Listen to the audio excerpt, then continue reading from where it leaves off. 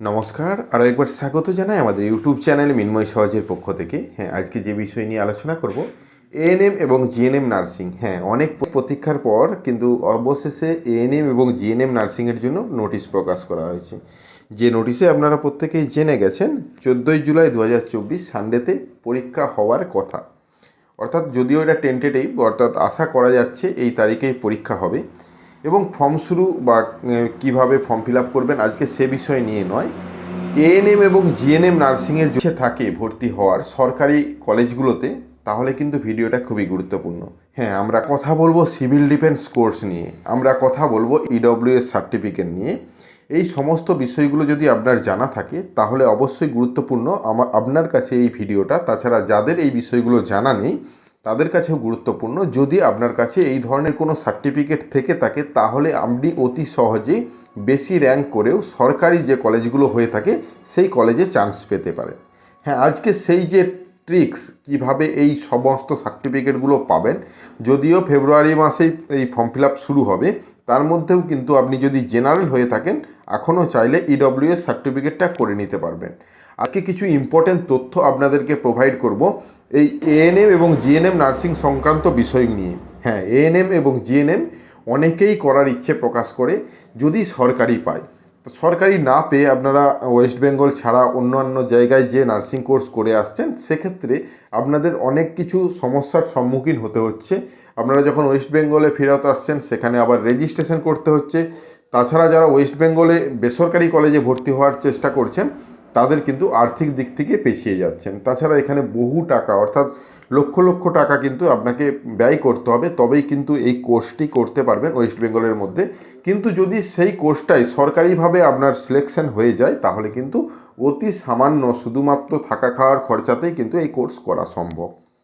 তো এই কোর্স করার জন্য সবচেয়ে গুরুত্বপূর্ণ আপনাকে স্টাডি করতে হবে। অর্থাৎ কি স্টাডি করবেন, আপনি যতদূর পর্যন্ত পড়েছেন, অর্থাৎ যেহেতু এইচএসের উপর এই কোর্সটি, তো এইচএস পর্যন্ত আপনার যে পড়াশুনো রয়েছে তার সেটা ভালোভাবে পড়তে হবে। এর সিলেবাসটাকে ভালোভাবে বুঝতে হবে। শুধু যে ভালোভাবে পড়লেন, ভালোভাবে বুঝলেন, পরীক্ষায় বসলেন তাই নয়, এর সাথে যদি আপনার সিভিল ডিফেন্স করা থাকে তাহলে ফর্ম ফিল আপের সময় অবশ্যই সিভিল ডিফেন্স আছে বলে ফর্ম ফিল আপ করতে হবে।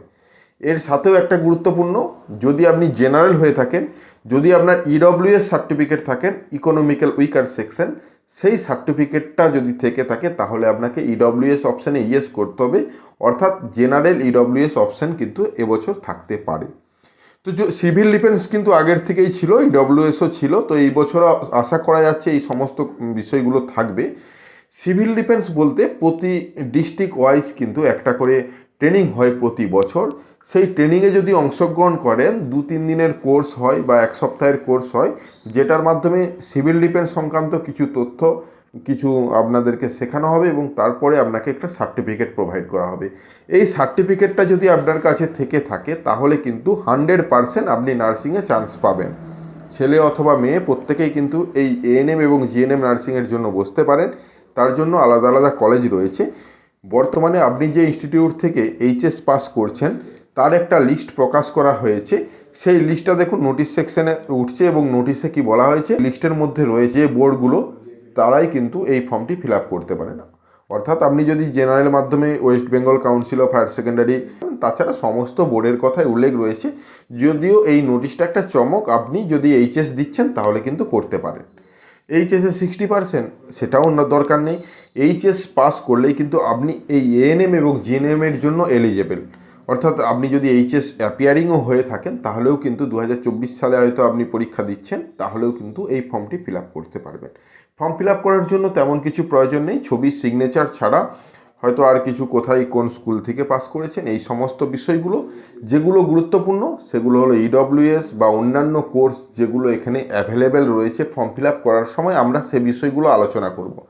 অর্থাৎ ফর্ম ফিল আপ যখন শুরু হবে, যদিও এখানে নোটিশ যে আমরা নিয়ে আসছি আপনাদের সামনে দেখতে পাচ্ছেন, টেন্টেটিভ অনলাইন রেজিস্ট্রেশন এএনএম এবং জিএনএম ফেব্রুয়ারি 24 থেকে মার্চ 24-এর মধ্যে।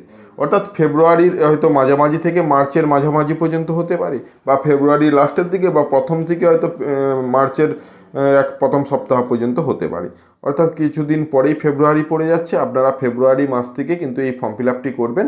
যতই আপনি যদি এইচএস পরীক্ষা দিচ্ছেন তাহলে একটু ব্যস্ত থাকবেন, যতই ব্যস্ত থাকবেন একদিনের মতো সময় বার করে এই ফর্ম ফিল আপটি করে নিন।